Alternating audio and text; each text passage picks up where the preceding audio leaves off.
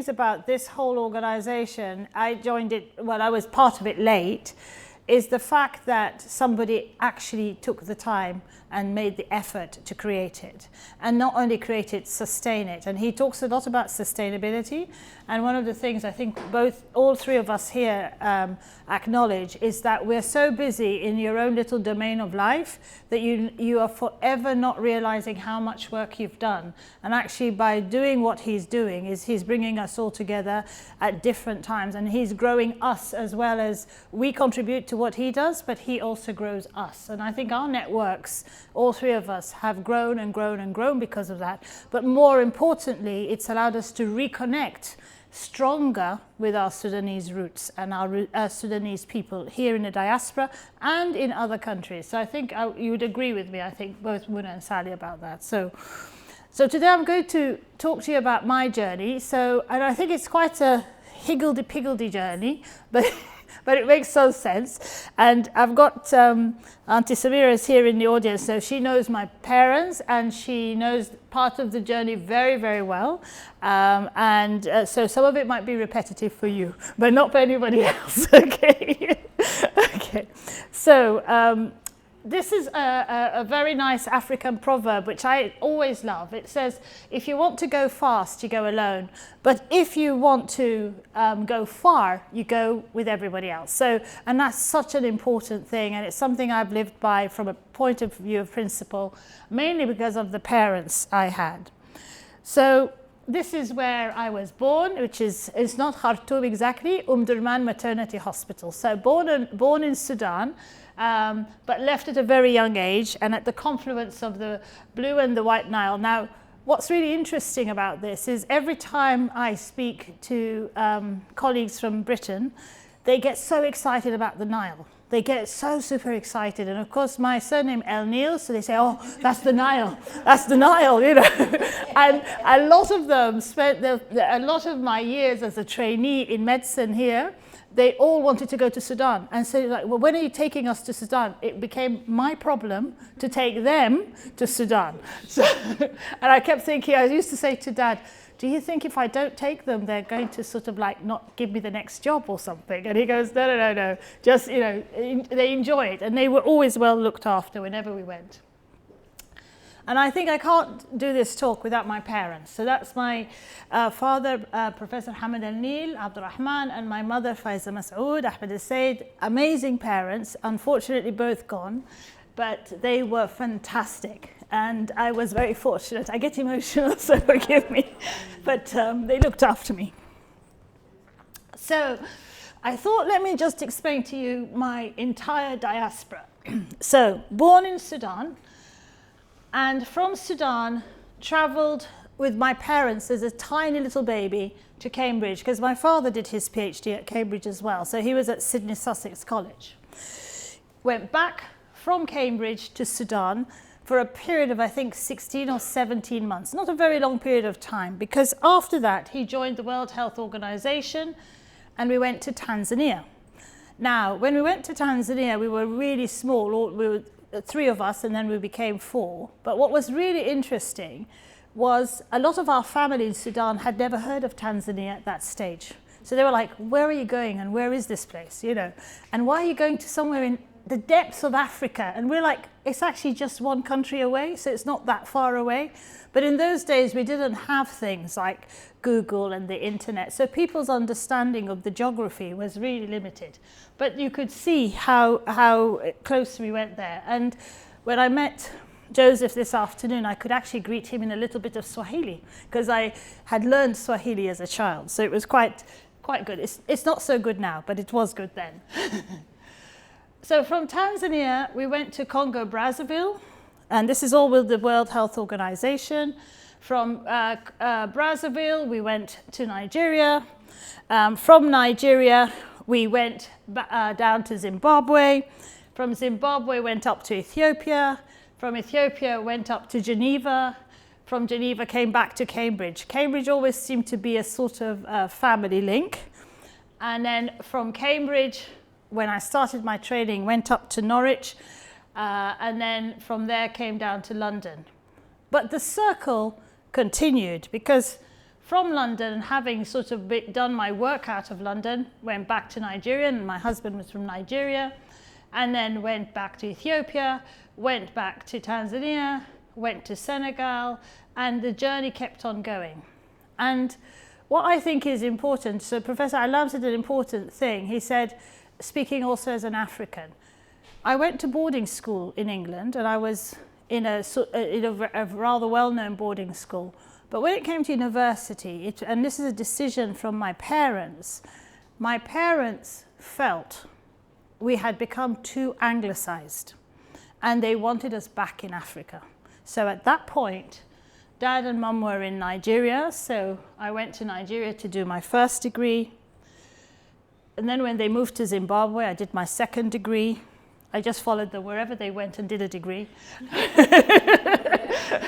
When they went back to Cambridge, I did my third degree. And then most recently became a professor at my current hospital and current university, which is in London. So the diaspora movement and my footsteps were also part of my heritage of academia. So my academia wasn't simply in one place. I went everywhere, and wherever I went, it gave me a mark in that place. So what was the starting point? So a lot of you who know me will know me as an obstetrician and gynecologist, but in fact my starting point was surgery, and I'd won the gold medal in Zimbabwe, and I was fit, that's it, surgery was my career. But my father sat me down and said, a lot of women are going to need your help. And although surgery is important, can you do something to do with women's health? Because we need women in women's health, but you can still keep your surgical component. So in order to understand a woman's life journey, you kind of have to understand women, and you have to understand women's health from start to finish. So the reproductive health years in particular are critical, and the end point, what happens after they finish childbearing, what happens to them, is also critical. So the journey involves obstetrics and gynecology. There's no way you can really do women's health without understanding that component. So my journey started in Addis Ababa, because at that point they were in Ethiopia. I told you I followed them around and do things. And there's a very famous hospital there known as the Addis Ababa Fistula Hospital. Now, the Addis Ababa Fistula Hospital was built and set up by a couple, Australian couple, who basically were looking after women who had suffered very bad trauma during childbirth and then ended up with devastating injuries. And I'm going to show you a cartoon of that, so it shouldn't alarm you, but I will show you a cartoon of that. So if you look at the literature, most of the literature, if you go to any organization who is trying to talk to you about women and women's health, they always talk about how many women die as a cause of the childbirth process. They don't talk about all the problems they have as a consequence of the process. And yet for every woman that dies, we know on estimate 20 will have other life-changing situations. So a lot of them will suffer with problems with their bladder function, their bowel function, all the concepts around women. And a lot of women, it's a taboo, they don't talk about it, and they suffer and suffer and suffer. So you kind of have to gently open up this area to look at it. So I thought, how do I link what I've done there to here? So I'm well known for two major women's health crises. One of them in our under-resourced settings is the obstetric fistula, and in the resource setting, it's something known as mesh. Now, both of them are related to treating women with dysfunctions of the pelvic floor, of the bladder, and everything. One is to fix the hole in the bladder that arose because of the traumatic childbirth, and the other one is actually to do with women who don't get holes, etc., but they still have damage, and we're looking for new structures to support that damage. But when I looked at both of them, women are one. So why is it always they're done separately? You know, we'll do this bit here, do this bit there, etc.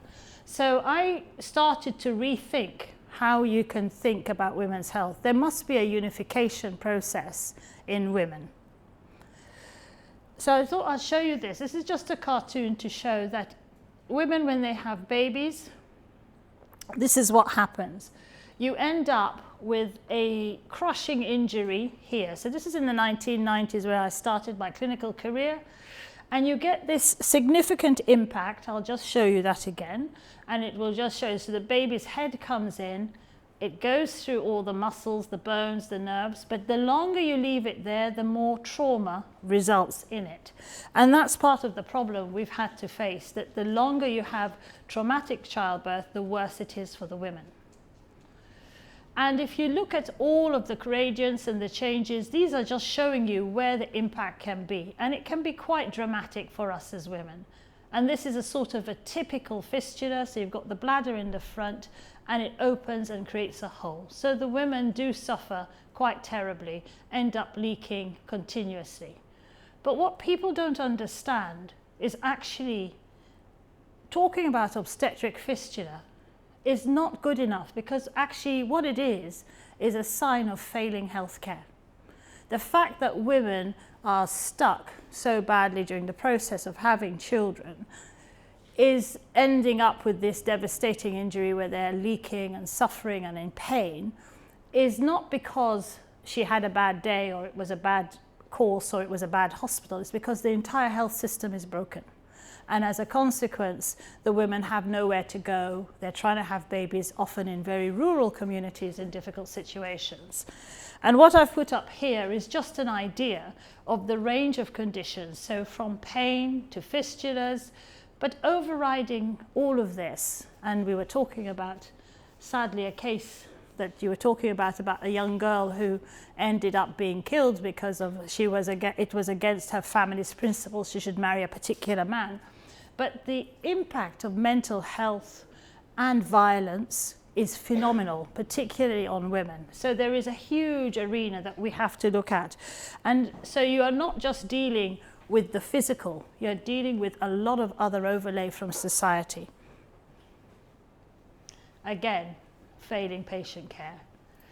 Now this is the mesh, and I'm just showing you some of it. This is special stuff that's put in. It's made out of a plastic material, and it's used to treat women with discomfort and problems with their bladder if they're leaking and so on.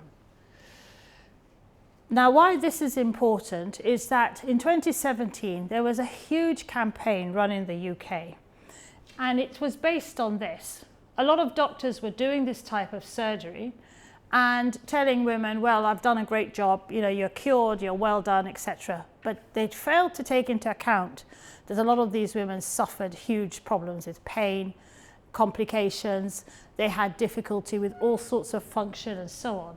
And indeed, when they went to the various societies and complained to the professional societies, went to the hospitals, they were dismissed because it was decided they were women, they were probably menopausal, they were having a bad day, they had fought with their husband, etc., etc. It was a very interesting, complex situation.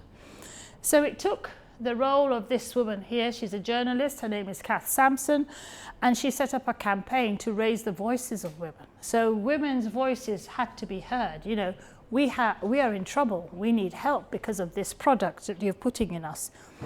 I don't know if any of you know about the other sort of medical health crises where they put in breast implants, which created a problem. They put in all sorts of things. And so this is the first time that you've got a group of women fighting a very sensitive area. And this is what the women were told. Mesh, which is used to support you and treat you, there are no problems with it. And if there are problems, they're super rare. It's only 1 to 3%. But we did some research, we looked at all the hospital statistics, and we were able to show that actually the complication rate wasn't 1 to 3%, it was closer to 10%, requiring further surgery and further hospital admission and further reviews. So it's a big problem. So it made me question, why had we gone so wrong in so many arenas? Because if you listen to the women in Africa about the problems with their childbirth, or listen to the women in the UK with their problems with mesh, and you interact with them, chances are you would provide some idea of guidance and work and so on. And this was traditionally the way we used to work. But a lot of you will be aware with healthcare provision over the last 20 years, the focus has been hugely on shifting towards cost. So if it's too expensive, we don't want to do it. If it's going to take longer, we don't want to do it. And if it's too difficult, we don't want to do it. So what happened then is everybody was producing all these guidelines and guidances and saying, do it this way, do it that way, do it the other way, but nobody was listening to the women. And as a consequence, complications arose and problems arose, and it was in the end, the whole process was reversed. So what about the science? Well, one of the things that people forgot was that when women have problems at childbirth, they forgot that it's not just the baby coming out, it's not just the woman going home and being happy with her baby. The impact and effect can sometimes be quite serious. So I became quite interested in what happens to their brain and their spinal cord and this area. So what is the communication process? Because a lot of women lost control. So that was one of my interests, looking at how it all worked together. And then taking it further, looking at the role of all the other aspects of the cord. So taking into account women, not just because they'd had a baby, but what are the other problems they've had? Did she have a stroke? Did she have some other injury? We need to take that into account. Don't just treat the injury, treat the whole woman. And this is just a little thing to show you. I worked on something called ATP. ATP is a generator of energy in our system. And every cell in our system has it. But everybody would say, well, how did you go from fistula surgery to working on these little cells and chemicals and so on? And it was very simple, is that when I was doing the surgery in Ethiopia, I realized despite that, the women were still in trouble with their bladders and their function. As a consequence, we started to look at what it was and what was impacting on it, and the science developed from that. And ATP receptors, which were very important for how it all works, was the start of our work. And from there, we were able to treat different things. Now, this work took place in Cambridge at the end of the 90s and the beginning of the 2000s, but it led to this work. It led to the work that any of you who've looked at patients with overactive bladder, that's when the bladder's misbehaving, you'll often be told you can have this medical treatment, etc. If it doesn't work, you can have something called Botox. Now, all of you know Botox. The girls I know Botox. Yeah? What does it do? Yeah, we all know Botox. So you put Botox into your face, it makes you look young, it relaxes your muscles, all the wrinkles go away. So it's exactly the same in the bladder. So if you've got a bladder that's doing this all the time and you're rushing to the toilet, etc., you put the Botox in and the bladder relaxes, it behaves better, life is much easier, you don't have to rush to the toilet. So what was interesting is all the work we did in Cambridge contributed to the development of all these techniques until Botox became a therapy which was officially licensed for the bladder. And from that, it became licensed for other things. So there's a lot of sort of positive stuff we did as far back as sitting in that lab with dishes in the middle of the night to getting to where we are now. The other thing I became known for is this, because it was always my belief that there is no way that the bladder muscle or the pelvic muscle or the whatever is the only cause of your problem. It must be something to do with the nerve communication with your brain, controlling the entire system. And this is one of the devices that I worked with. It's known as a sacral neuromodulator, and you can use it for many types of problems. And this is what we did. So when I first started in 2004 as a consultant, it was quite interesting that at that point there were only 30 patients in my hospital at Queen Square, and in Pinderfields Hospital they had done 20 in the whole of the UK. So I came in and started working and expanding the therapy, and now within my particular service we have more than 900 implanted. But what's interesting is the increase in the rest of the country. Every single hospital now has a form of neuromodulation available. So having done the science, shown the evidence, produced the papers, we were able to sort of drive that as an innovative therapy. Now what I wanted to show you here is just to show you the referrals, because people start to come to you from all over the place. But more importantly, and this brings the diaspora back in, is the collaborations. You started to get people from all over the world wanting to come and learn, work with you, develop. And if you work in England, all my career I've worked in England as opposed to the rest of the UK, there is a tendency to feel you can just do your bit and hopefully you can survive in just your bit. But actually, you have a very special place. Everyone in this room does. You have a foot in two places. Being Sudanese and being African, you're arching over to being in the UK. You're the one person who unifies that journey. So actually, you've got a really special position. And if you are 100% British, it would be harder for you to reach out to all these countries, whereas it becomes easier because you've got that skill. You've got the language skill, you've got sometimes the religious skill, but equally you've got the knowledge transfer. You can transfer one to the other and back. And this is what started to happen with us. I started to listen and find people from all over the world wanting to listen and learn. So coming back to rethinking women's health, we started to say, okay, let's go global. So it's all very well me doing my surgery and saying, look, I fixed this fistula, it's amazing, the woman's great and she's really happy. But I need to take that further.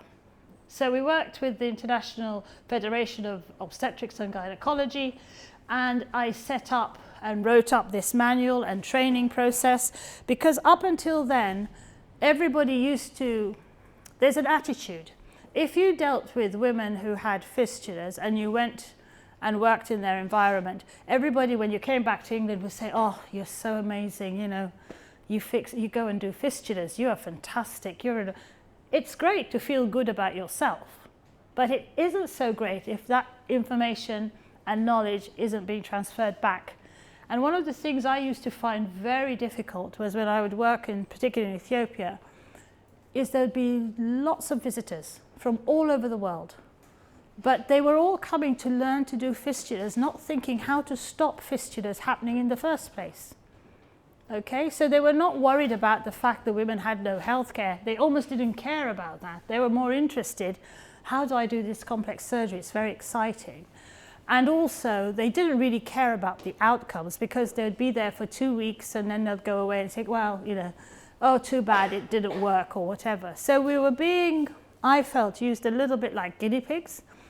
So one of the things I was very strong about was we had to standardize the treatment, standardize the training, and standardize the environments where this took place. We should not just be coming in, doing a bit of this and then wandering off again. And this is where this came in. And we were very lucky because we got buy-in from everybody. We had the United Nations, UNFPA fund it. We had the Royal College involved. We had the International Federation, which I helped set up, obstetric fistula surgeons, and FIGO. So we had everybody come in. So once we did that, interestingly, lots of organizations then wanted to fund it. So we have the Fistula Foundation, Forward, some of you would know because of FGM, International Urogynaecology Association, International Continence Society, and multiple other agency groups. Somebody like the Fistula Foundation even developed a whole system, and I worked with them on this, developing what they know as a fistula treatment network, raising awareness in communities, bringing people in to be treated. But it doesn't just stop there. So the other area, which I haven't mentioned till now, is FGM, because that was another major area that we were working in, and then looking at all the other aspects. So what I then did was I was invited to work with Forward, who are based in the UK, and I was then chair of their board of trustees for 10 years. But we developed a lot of things like community-based learning, raising awareness, working with the departments of health, working with the EU. And that's what I'm trying to say, that because I'm a member of a society and a group with that background history, I can walk in and speak with authority. You actually all have a natural authority that nobody else has. So before that, the chair of the board of trustees, she was very lovely and kind and everything, but she had no experience of communities, actually living within a community or being part of a community where this was a practice. So therefore her understanding and the gentleness of having to discuss these very sensitive issues wasn't understood. So one of the things I think I found quite interesting was a lot of the work they had done before didn't include community engagement. And actually once you got community engagement involved, you got the women from the community coming to coffee mornings, discussions, that's when change started to happen. And then if you go to the Department of Health and you say, I'm a Sudanese woman and I think X, Y, Z, they listen to you. At the beginning they don't want to because they want to do what they want to do. So I coined the terminology. They were very much about prosecuting all the people involved with FGM. I said, if you start prosecuting, you'll be persecuting. So you cannot do that. You have to still talk about bringing everybody back together. So that was a change in their ethos, and eventually the EU FGM group were very much of that mind. There's no point putting people in prison. This is about community discussion and engagement and changing practice. You've already heard about what I've done with fistula, so worked with different organizations, and I have sat with different groups and different authorities.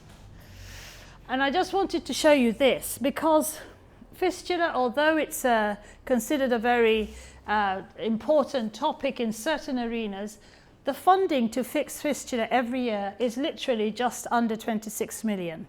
That's not a lot, because if you look at the backlog of women who have a fistula, it's about 2 million.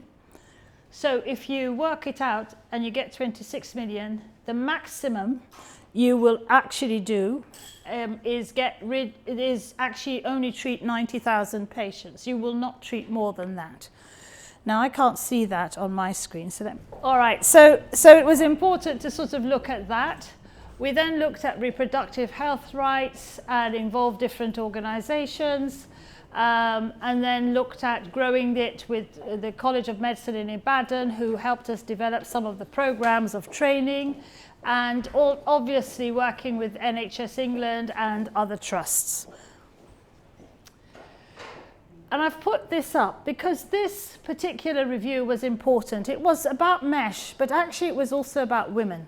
It was about listening to women, considering what their problems are, making sure we address their issues the way they'd like them addressed, and not about focusing on us, the doctors, telling them this is what you have and this is what you need, etc. So Baroness Cumberledge wrote a very important review about First Do No Harm. Her work was fascinating, but interestingly there was a huge rejection by a lot in the medical field. They were very angry about it.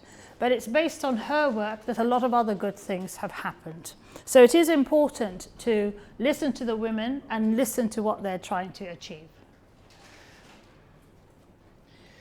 We then do a lot of education, and we get colleagues from all over the world to come and work with us here, and we go and work with them there. So it's a dialogue, it's not a one-way street.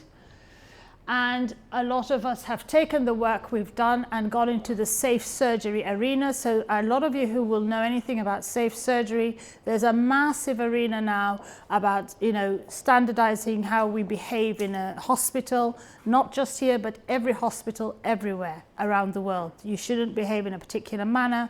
You should be able to do certain paperwork that is supportive of your patient and ensure that your patient gets through everything done nicely. So this is some of the work we did with the G4 Alliance.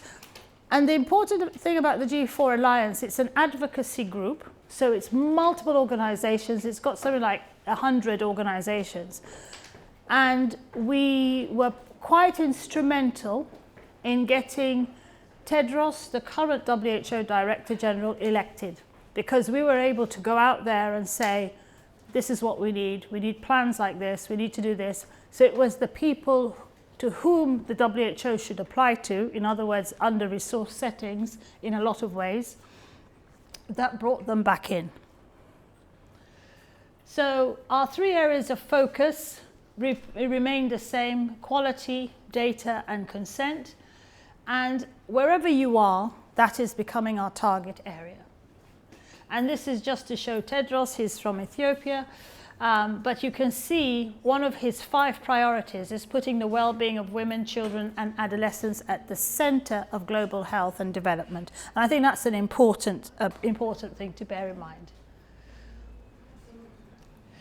Now, Professor Alam is well known for all his SDG work, but just to remind everybody, it started in 2015 and it's in theory supposed to be delivered by 2030.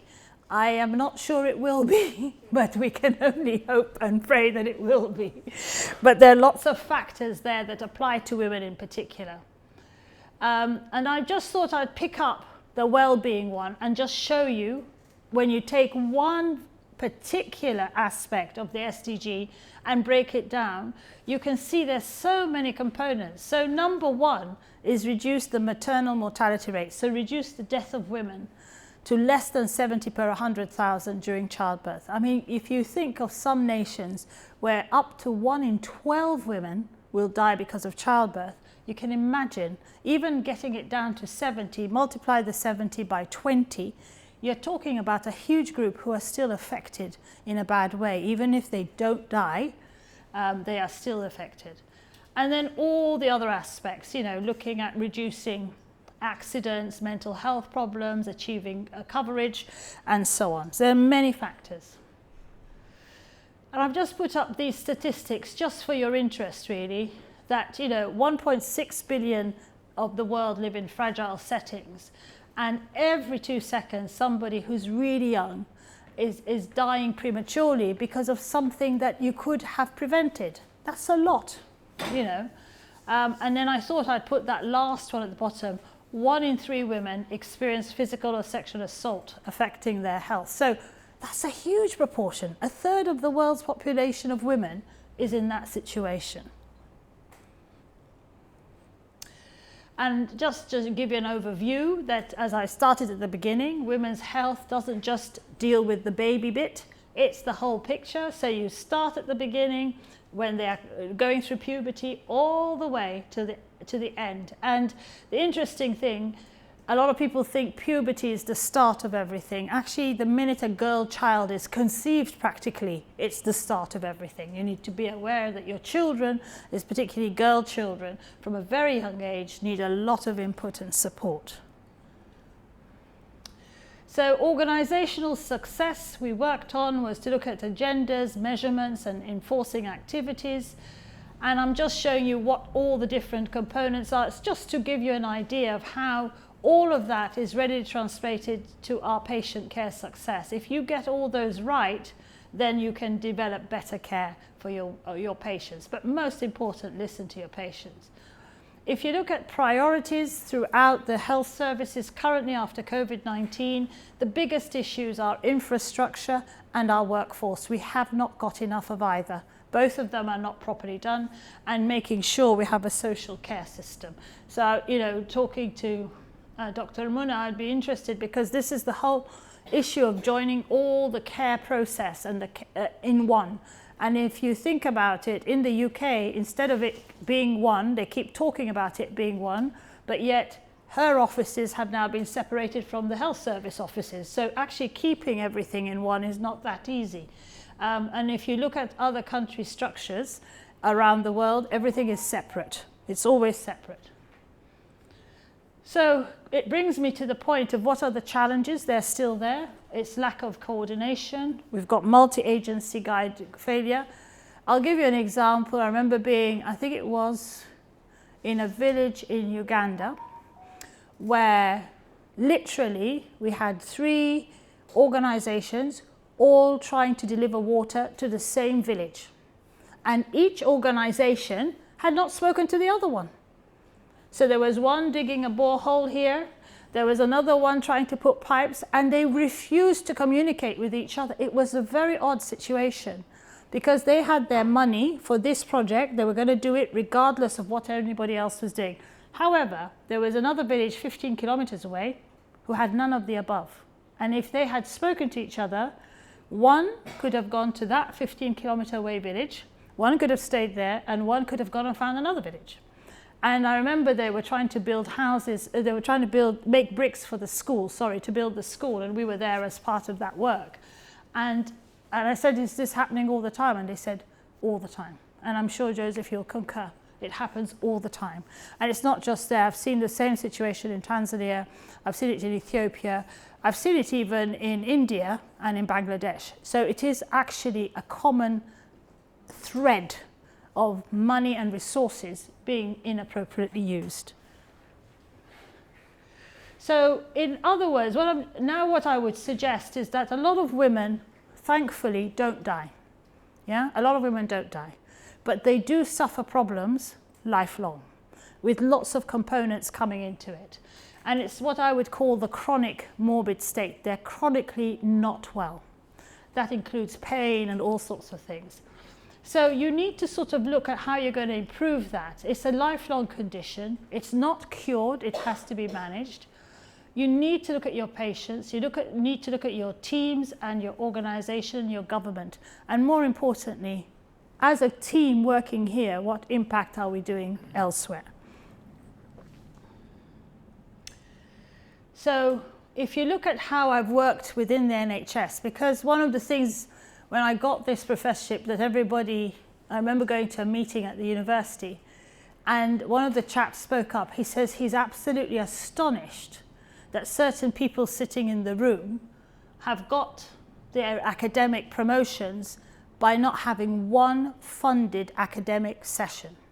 So I didn't have a funded academic session, but because of the interest in the work, I worked with a whole group of other people, and you have to work outside.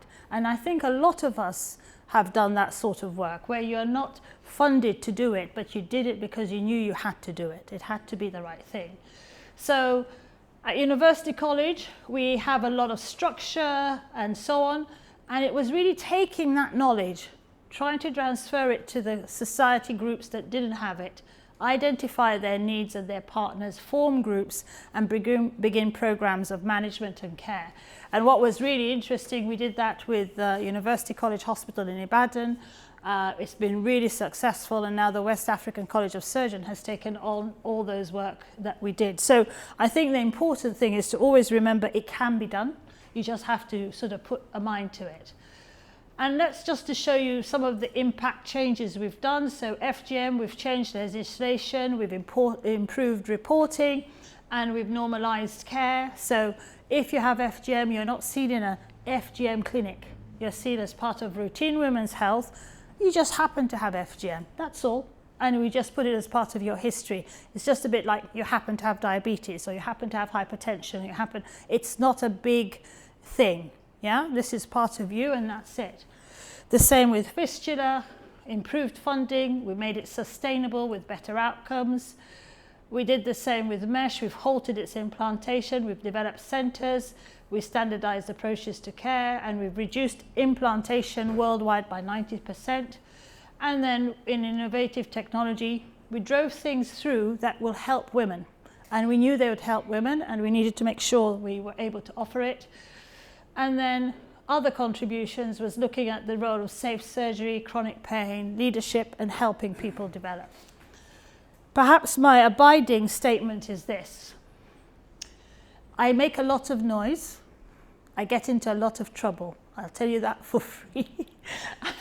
But to make change, you do often have to do that, unfortunately. You have to put your head above the parapet. You have to talk. Sometimes people don't want you to talk, but actually in the process of doing that, you actually change things. And I think Martin Luther King put it really nicely. Our lives begin to end the day we become silent about things that matter. And to me, it's always mattered that women got good health care. It doesn't matter where they are, but I need to make sure they do that. And I think I would feel really terrible if I couldn't make that happen. So that has been the mantra of my life. And I'd like to say thank you.